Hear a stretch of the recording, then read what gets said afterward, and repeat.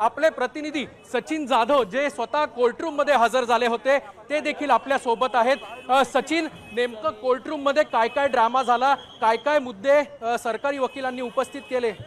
नक्कीच आपण पाहतोय की या सगळ्या प्रकरणाचा नसरापूर प्रकरणाचा निकाल जो आहे तो खूप महत्त्वाचा होता आणि त्या संदर्भात सरकारी वकिलांनी या घटनेची सगळा क्रम जो आहे तो परत सांगितलेला होता।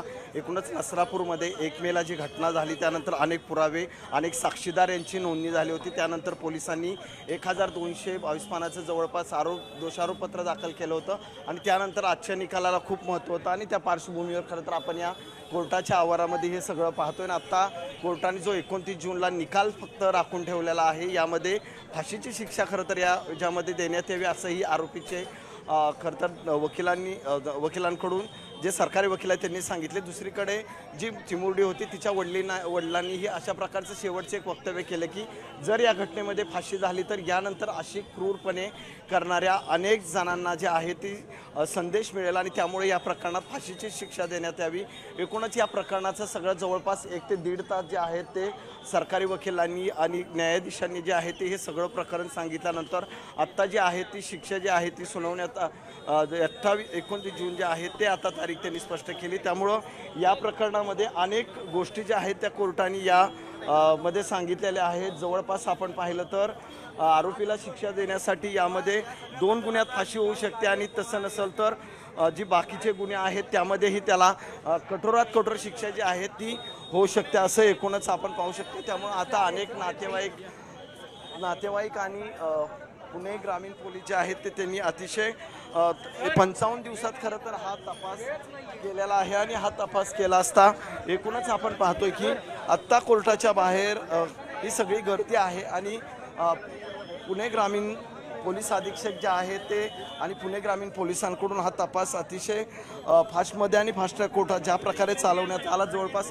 55 दिवसामध्ये याचा आज 55वा दिवस आहे आणि यामध्ये याचा खरं तर हा सगळा निकाल येणं अपेक्षित होतं। मात्र आता 29 जूनला याची फायनल वर्डिक्ट होणार आहे। एकूणच आपण पाहिलं तर आरोपी भीमराव कांबळे जो आहे तो बनाव रचला होता आणि त्याचं खरं तर कोर्टाने यावेळेस काही म्हणणं ऐकलं नाही। त्यामुळे शिक्षेच्या बाबतीत फक्त यावेळेस आरोपीला विचारण्यात आले। यामध्ये जे शिक्षा देण्यात आलेल्या आहेत त्या शिक्षेच्या संदर्भात आरोपी जो आहे तो खरं तर त्याला त्याचं म्हणणं परत मांडत होता। मात्र कोर्ट असल्या या घटना जी आहेत त्या अतिशय क्रूर आहेत। ती नसेल खरं तर यामध्ये आजन्म कारावास, फाशीची शिक्षा आणि ती नसेल तर 20 वर्ष कारावास असं सगळं एकूण वेगवेगळ्या प्रकरणाच्या शिक्षा ज्या आहेत त्या कोर्टाने सुनावलेल्या आहेत। आणि एकूणच आपण पाहतोय की आत्ता एकूणच सरकारी वकिलांचा युक्तिवाद जो आहे तो खूप महत्त्वाचा होता। त्यांनी यामध्ये भीमराव कांबळेंना मृत्यूदंडाची शिक्षा द्यावी अशी मागणी जी आहे ती सरकारी वकिलांनी न्यायाधीशांकडे केलेली आहे।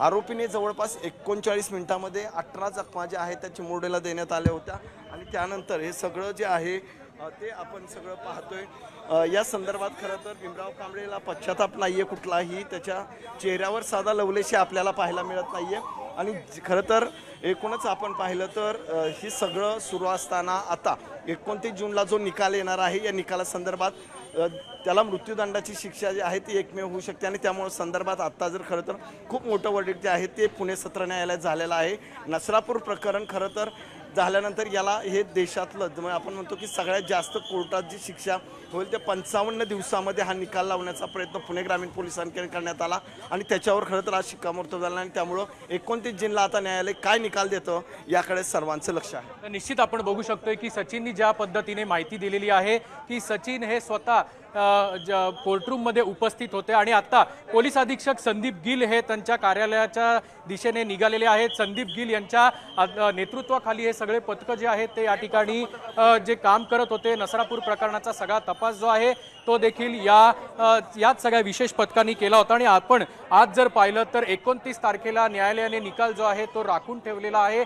29 जूनला नेमका नसरापूर प्रकरणातला आरोपी जो भीमराव कांबळे आहे याला काय शिक्षा होते हे पाहणं महत्त्वाचं असेल। आपण जर पाहिलं तर काही वेळातच सरकारी वकील अजय मिसर जे आहेत ते देखील या ठिकाणी उपस्थित होतील आणि त्यांची भूमिका जी आहे, त्यांनी आज जी बाजू मांडलेली आहे, त्यांनी जे मुद्दे आज कोर्टामध्ये मांडलेले आहेत त्याबद्दल देखील ते भाष्य करणार आहेत। पण तत्पूर्वी आपण जर बघू शकतोय तर आता कोर्ट परिसरात मोठा पोलीस बंदोबस्त जो होता तो तैनात करण्यात आला होता आणि सगळे अधिकारी आता केस संपल्यावर त्यांच्या ज्या निर्धारित स्थळी जे आहेत ते मार्गस्थ होताना आपल्याला पाहायला मिळत आहेत.